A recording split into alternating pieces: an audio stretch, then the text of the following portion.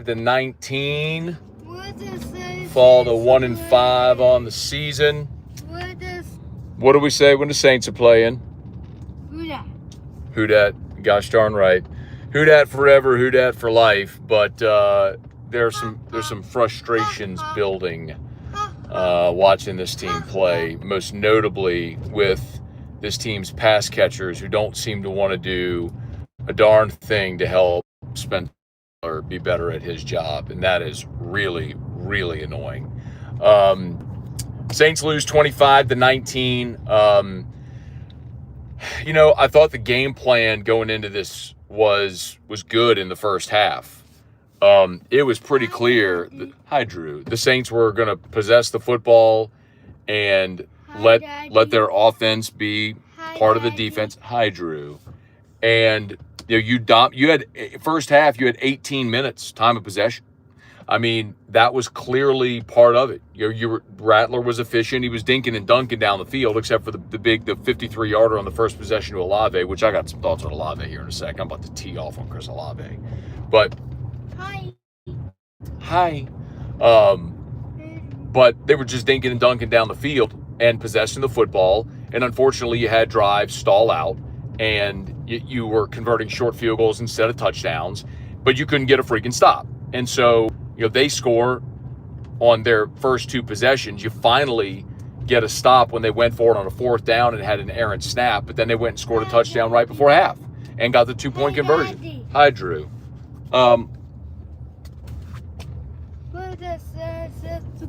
What do we say when the Saints are playing? Who dat? Who dat is right. So anyway, you finally get the stop there, but then because Chris Olave can't freaking make a play, you end up giving them the ball back with about 2:51 to go in the half. They score, get the 2-point conversion because Kayshon Boutte's a dude. By the way, 2 touchdown catches for Kayshon Boutte. One was contested where Riley's trying to rip the ball out of his hands in the back of the end zone. Another he has to fight through contact at the end of the first half. Then at the end of the ball game, when they have a 3rd and 11, they go to Kayshon Boutte. Boom, conversion in that situation. You want to know why? Because Kayshon Boutte is 50 times the receiver that Chris Olave is, because Kayshon Boutte will make a difficult catch. It's one of the most annoying things watching this Saints team right now. Hi, Drew. Is someone like it's honest. It's all of them, but I can't even be mad at guys that are undrafted. Hi, Drew. That are undrafted free agents, guys that don't have great expectations. Olave to me is in the same category as Mark Ingram, and y'all know how I feel about Mark Ingram. Mark Ingram was a mid running back his entire career, and if he was a UDFA, that'd be a great career for a guy that had no expectations. But you traded back into round 1 to take Mark Ingram, and he was so bad at the beginning of his career they didn't even pick up his 5th-year option. He was just a mid running back who only became productive when they could complement him to Alvin Kamara. And when he had to do it on his own, he was no good. It's the same thing with Chris Olave. If Chris Olave was a 7th-round pick, I'd be happy with Chris Olave. The problem is, you used a 1st-round pick on Chris Olave, and damn it, it's time for Chris Olave to start behaving and playing like he's a 1st-rounder. But the bottom line is, he's not. He's a small dude that can't make tough catches. Hi, Drew. I mean, how many times do we have to see this? Down the right sideline where he doesn't come up with the ball that Rattler puts right on. Oh, look, the defender grabbed his arm right at the last minute. Slightly. Make a catch. I got Odell Beckham making a catch with 3 fingers while contested in the corner of an end zone. You know what I mean? Hi, Drew. Make a contested catch. What about the one down the left sideline that Sterator comes in later and says, yeah, they actually probably should have reviewed that because that was a fumble. He caught the ball, goes down, gets it ripped away. Why? Because he can't make a contested catch. Later on, the other one, the 50-yard or whatever down the right sideline, he couldn't come up with. After the Saints got the hold, Rattler's being chased like what do you say when the Saints are playing? Who dat? Rattler's being chased, doing everything he can just to make something happen. He fires over the middle. It's high. Olave hits him in the hands. Can't come down with it. Make a freaking contested catch. Help out your freaking quarterback, man. You're a 1st-round pick. Kick rocks, Chris Olave. Good riddance. I'm done with Chris Olave. I'm done with him. I'm tired of any conversation that anybody wants to have about Chris Olave as a number 1 receiver. He ain't. He stinks. I'm sick of Chris Olave. And you got freaking Juwan Johnson fumbling up when you're trying to go put together maybe potentially a potential game-winning drive. It's a 6-point game. Gets the ball, crosses midfield, gets pop fumbles. Hold on to the damn ball. Unbelievable, man. Unbelievable. Like, I'm not, y'all, I'm being consistent because I've said this from the beginning. I'm not mad about wins and losses. Like, I know this team isn't going to win a lot of games. They're not talented enough to win a lot of games. I get it. New coach, young quarterback, all the stuff. So I'm not mad that they lost the game because they're going to lose a bunch of games. It's just going to happen. I've reconciled the fact that's going to happen. I did long ago. I know they're not going to win, and I'm over it. I want to see growth and progress and development. Like, I was super bummed at the beginning of this game. The 53-yard touchdown pass they had at the beginning of the game, that was on Jonas Sanker. I mean, you're the free safety. It's the only thing you can't let happen is give up that big play. Jonas Sanker gives up the big play. I wanted to see a lot of Quincy Riley. Quincy Riley got abused today. He had a PI on the sideline. They consistently targeted him. He wasn't good today. So some of the young players you were hoping to see play well didn't. Guy like Chris Rumpf gets a face mask on the kickoff to start the second half. That gives them an extra 15 yards. They go get a field goal, which how impactful was that? The fact that it's a 6-point game, you needed a touchdown at the end instead of a field goal. Hat tip Blake Grupe. He made 4 field goals today. He needed that desperately. I mean, after the awful start he's had to the season, he needed a day like that. So good for Blake Grupe. I'm gonna crush you when you miss 5 of your first 15. You go 4 for 4 in a day when your offense can't finish drives. I'll compliment you. Good for Chris Olave. I thought Rattler was good today, man. He made plays with his feet. He was poised. He continues to not make the play that gets you beat. He protects the football. He doesn't fumble. He's kept I think he's got 1 interception on the season, if I'm not mistaken. But your only touchdown today was when Taysom Hill went in the game and ran it in. Feel good for Taysom. But the bottom line is, you got to be able to finish some of these. Hi, Drew. You got to be able to finish some of these drives, and you don't. You don't finish drives mostly because you have a young quarterback that you're trying to protect. He's protecting the football, them all, and you don't have players around him that will pick him up. Hey, Drew. Last time, baby. Last time. What do we say when the Saints are playing? Who dat is right. So, I mean, like, the frustrating part is there are opportunities even within who you are and what you do, if the guys that you're paying to come up for you could make play. What is this person doing?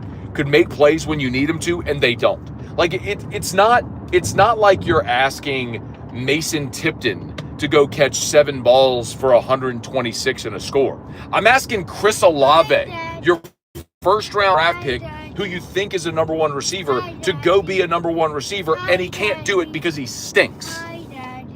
Hi, Drew. Freaking Chris Olave. Go play in the Arena League, Chris. Go ball out in the Arena League. Freaking Chris Olave. Kick rocks, man. That guy. I got to sit here and listen. It's same with Kool-Aid last week. Everybody's praising Kool-Aid because of the 2 interceptions. I could have made the 2 interceptions last week. One was a punt, basically, and the other was a horrible throw to the middle of the field. Like, he didn't have anybody D'd up in that game last week. They just 2 awful passes that he caught. Okay, great. Defensive player, though. Kick rocks. How about the PI he had? How about when he got burned last week? Kool-Aid. Kool-Aid stinks, too. Whatever. Juwan Johnson fumbling in midfield. Like, that's the kind of stuff that annoys me, man. Like, I get it. Defensively, you're not good. Like, you're not a good defensive team. You don't have good players. I mean, you're trying your best to hold this thing with bubble gum and duct tape. You're not very good against the run, although New England's terrible to running the football. And so today you were able to neutralize that and make Drake May make some plays in the air. And repeatedly, his receivers came through for him. Repeatedly. Hi, Daddy. Hi, Drew. Stephon Diggs. And by the way, this shouldn't have been close because Stephon Diggs caught 2 deep balls that got wiped away by, well, I guess one was a deep ball that got wiped away by a penalty on Diggs, which was bogus, and the other was the 56-yarder, I wrote the 50 whatever yarder was, that got wiped away, but they called OPI on Diggs, which I thought was bogus. I mean, hand fighting happens, didn't affect anything. Like, you got so lucky. You got so lucky when they wiped out 1 touchdown because of OPI on Diggs, which was bogus, and then they wiped out the deep ball late in the game.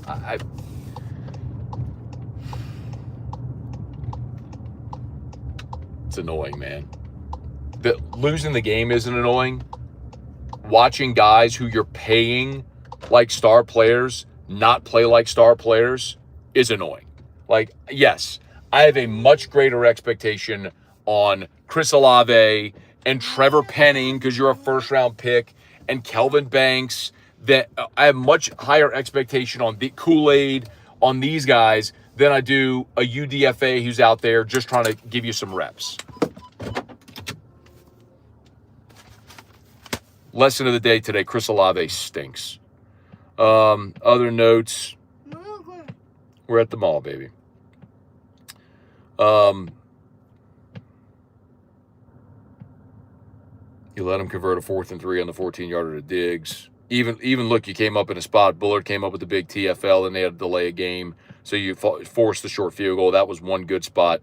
You allowed the field goal there in the first drive of the second half. You didn't allow anything else defensively. I mean, you did.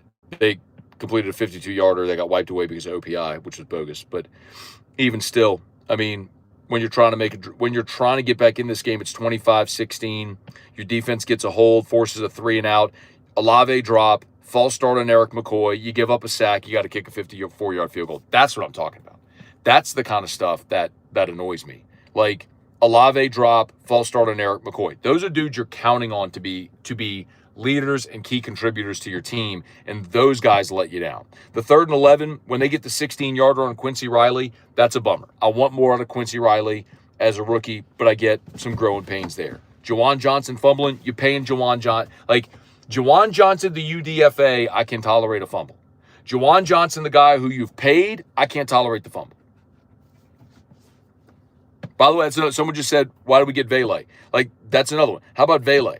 How about the play where they hit Vele on the 23-yarder and it's holding on Kelvin Banks, which brings it back and you end up settling for a 48-yard field goal? That's the kind of stuff I'm talking about. Like, that's the kind of stuff that I'm talking about. Like,